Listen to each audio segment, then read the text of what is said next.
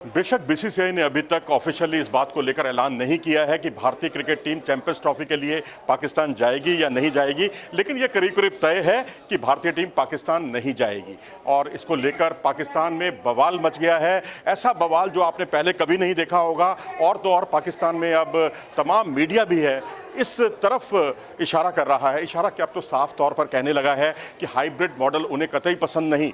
ये सब जानते हुए भी, बीसीसीआई की ताकत को भी जानते हैं वो, और कितना भारत पाकिस्तान के मैच से राजस्व की प्राप्ति होती है, रेवेन्यू मिलता है, उसको भी वो नज़रअंदाज कर रहे हैं। और उन्होंने जो मैं पिछले कुछ दिनों से जो वॉच कर रहा हूँ, पाकिस्तान के जितने भी मीडिया चैनल्स हैं और जितनी तमाम तरह की बातें वहाँ से उभर कर सामने आ रही हैं, आरोप प्रत्यारोप लग रहे हैं, और वो 10 आरोप हमने छांटे हैं और उन आरोपों का क्या माकूल जवाब है वो हमने इस वीडियो में देने की कोशिश की है।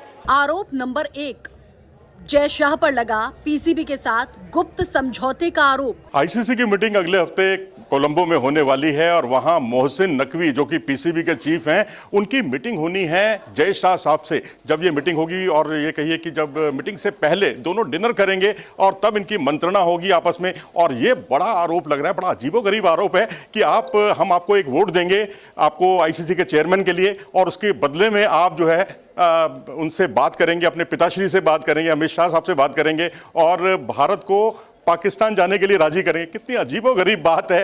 हाँ, पहली बात तो यह है कि हम किसी एक वोट के मोहताज नहीं हैं। जनाब, अपना वोट अपने पास रखिए, हमें कोई ज़रूरत नहीं है आपके वोट की।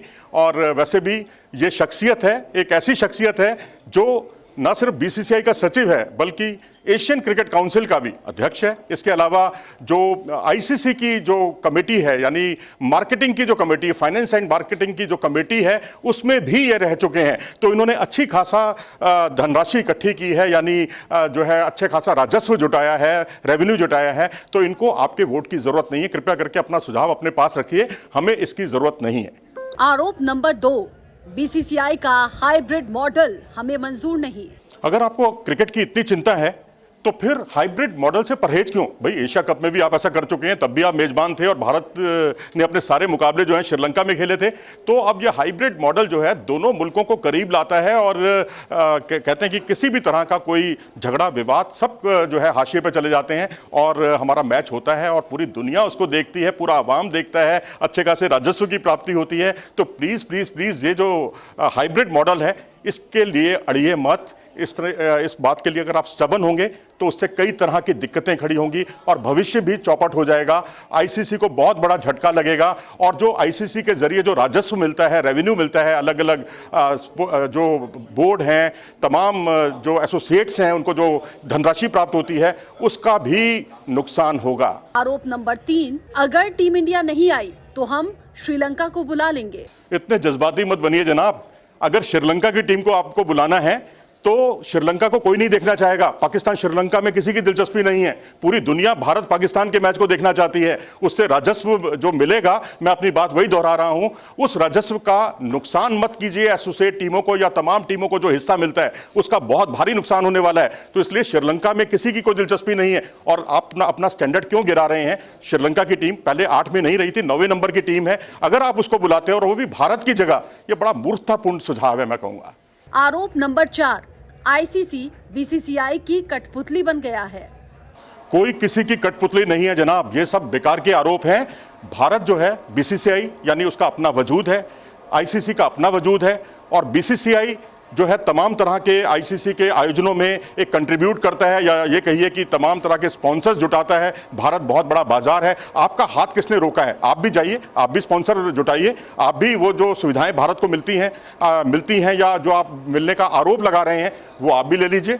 आपको किसने रोका है? आपके किसने हाथ पकड़े हैं?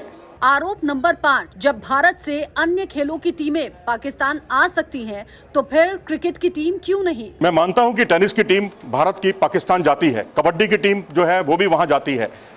लेकिन अब आपका सवाल यहाँ पर बड़ा पेचीदा है कि जब वो टीमें जाती हैं, उनकी जान है और सुरक्षा कारणों से, तो आप क्रिकेट वालों की जान कुछ ज़्यादा बड़ी है। ये बड़ा अजीब सा आरोप लगता है। भाई मैं तो इसमें सीधी सी बात एक ही कहूँगा कि अगर वहाँ डेविस कप होता है, भारत की टीम पाकिस्तान जाती है, कितने लोग वहाँ डेविस कप का लुत्फ उठाते हैं। पाकिस्तान का मैदान पूरी तरह खाली होता है, किसी की कोई दिलचस्पी नहीं है। और तो और आप अपने हॉकी के खेल को ही देखिए, कभी हॉकी में पाकिस्तान सिरमौर हुआ करता था, दुनिया भर में उसका जलवा हुआ करता था। आज कौन पूछता है, ओलंपिक के लिए आप क्वालिफाई तक नहीं कर पाते।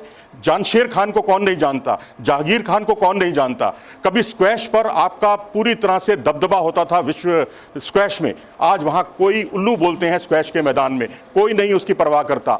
जब क्रिकेट का मैच होता है, भारत और पाकिस्तान का मैच होता है, तब भावनाएं उफान पर होती हैं और उस वक्त जरा सी भी ऊंच नीच जो है दोनों मुल्कों के संबंधों पर बहुत बड़ा असर डाल सकती है। और इस तरह की संभावनाएं जो है, ईश्वर करे ऐसा ना हो, अल्लाह करे ऐसा ना हो। हम तो यही दुआ करेंगे कि इस तरह की किसी भी संभावना से हम पहले से ही तैयार हो जाएं, क्योंकि जो कुछ कठुआ में हुआ, जो कुछ हमने पहले देखा, उरी में देखा, और तमाम इस तरह की घटनाएं होती रही जो नहीं होनी चाहिए थी, और वो लगातार होती जा रही हैं। जिस तरह से ड्रोन हमले होते रहे, ड्रोन से अगर आप देखेंगे जनवरी से जुलाई तक ड्रोन के कम से कम 125 मामले सामने आए। उसके जरिए आप जो है नशे से लेकर नकली करेंसी से लेकर तमाम तरह के गैर जितने अनैतिक चीजें हैं, उन सब का जो है भंडाफोड़ हुआ।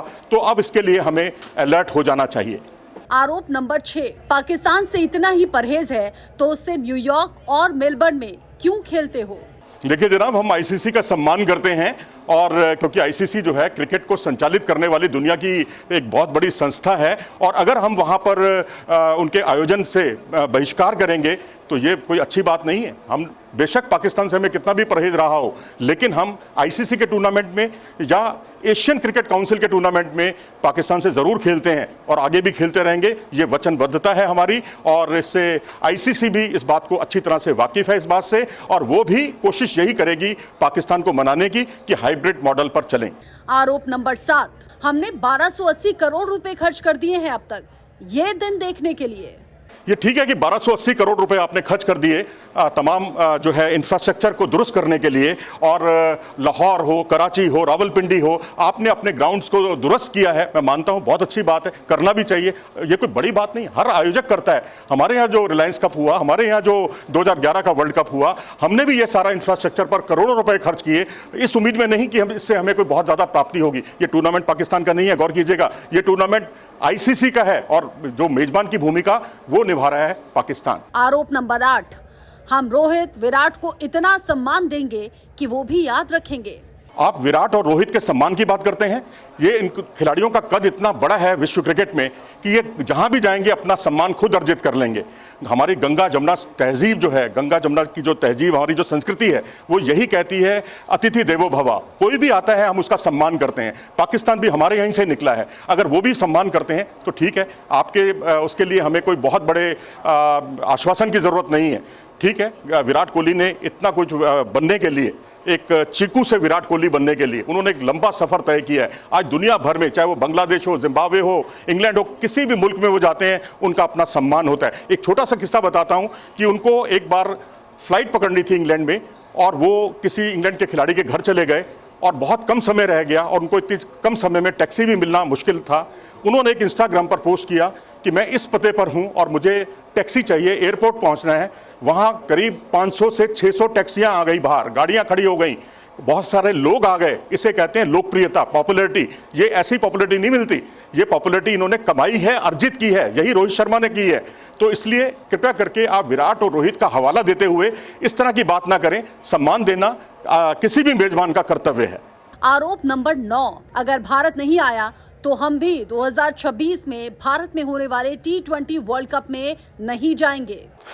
आप 2026 के T20 वर्ल्ड कप में ना आने की बात कर रहे हैं जनाब। नुकसान किसका होगा? अपने पैर पर आप कुल्हाड़ी मारेंगे अगर आप नहीं आएंगे तो। आपको बहिष्कृत कर दिया जाएगा, आपको अलग कर दिया जाएगा पूरी बिरादरी से। इसलिए कृपया करके इस तरह के सुझाव अपने पास रखिए, इस तरह का मतलब नहीं है। भारत एक अलग, भारत का वजूद है, आपका अपना वजूद है। आप भी दुनिया में नंबर 1 रहे हैं, मैं ऐसा नहीं कह रहा। वहाँ का आवाम भी बहुत क्रिकेट को प्यार करता है। प्लीज़ प्लीज़ प्लीज़ अपने आवाम का ध्यान रखिए, उनकी भावनाओं का, उनके सेंटिमेंट्स का आप कृपया करके ध्यान रखें। अगर नहीं रखेंगे तो मुझे लगता है कि आपका ही आवाम आपको पटकनी दे देगा। आरोप नंबर 10, इतना ही डर है तो टीम इंडिया वाघा बॉर्डर से लाहौर बस में आए खेलने और फिर चले जाएं। वाह जनाब, क्या सुझाव दिया है आपने। वाघा बॉर्डर से जाकर हम लोग वहां से निकलते हुए बस में जाए भारतीय टीम। ऐसी कौन सी सजा मिली हुई है जो हमारे जो हाई प्रोफाइल प्लेयर्स हैं वो वाघा बॉर्डर से बस में जाएं, यात्रा करें, लाहौर पहुंचें, वहां मैच खेलें, फिर वापस आएं, उसके बाद फिर वो लाहौर जाएं, फिर वहां से वापस आएं। ऐसी कोई सिरदर्दी नहीं है हमारे लिए। कोई भी जो क्रिकेट है उसको क्रिकेट ही रहने दीजिए, उसको सिरदर्दी मत बनाइए, उसे परेशानी मत बनाइए। आप देखिए रमीज राजा साहब कितना उल्टा सीधा बोलते थे, कितनी आलोचनाएं करते थे जब वो अध्यक्ष थे, लेकिन उसके बाद जब 2023 का वर्ल्ड कप हुआ वो भी कमेंट्री टीम में आए और कमेंट्री करने लगे यहाँ पर। भैया आपकी कमाई वमाई यहाँ से होती है तो उसको स्वीकार कीजिए, उसको चलने दीजिए, आपकी दुकानदारी क्यों बंद करने में आप तुले हुए हैं।